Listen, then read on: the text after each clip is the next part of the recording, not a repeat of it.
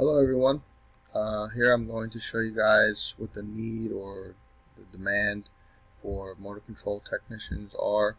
So there's some pretty good money in it. $60,000 a year for electrical and electronics installers and repair for transportation equipment. Really motor control in general kind of covers all of that. And there's going to be a huge growth between 2016 and 2026 of about 3%.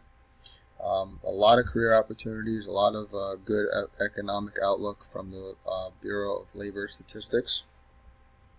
Here you can see that they are, like I said, making about $60,000 a year, and there's a lot of jobs available for them as well.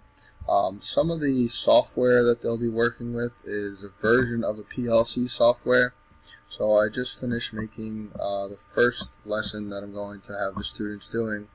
And in here, there's a couple of things that I will be pointing out in class prior to them viewing this video and also after them viewing this video. So first things first, we got the Navigator Window, and this is the tool that I'm going to be using here. Technically, it's a software, and it's used to create ladder logic for motor control circuits and things like that.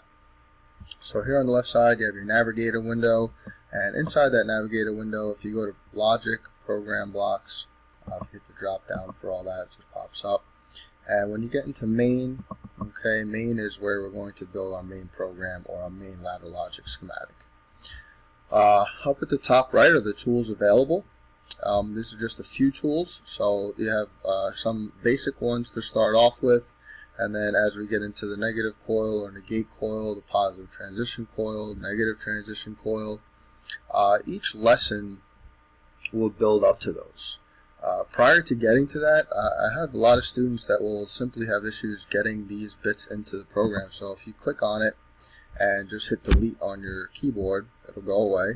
And then if you go up and select that tool and bring it back down in, it's pretty user friendly. So the first video is just showing students where and how to access that toolbar, and then also allowing them to drag and drop some of those bits in.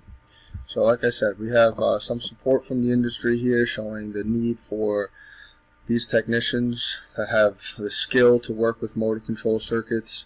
I also had one for PLC technicians.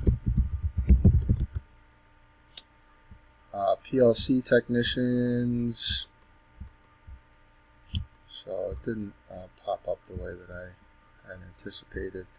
I had a good link up there before, but as you can see, motor control and PLC techs kind of work along the same lines. So there is definitely a need out there. There's some good money available. Here it says that you don't even need a degree, but we do offer that associate's degree as well as the apprenticeships and things like that through our program. So a lot of good stuff out there for these guys, and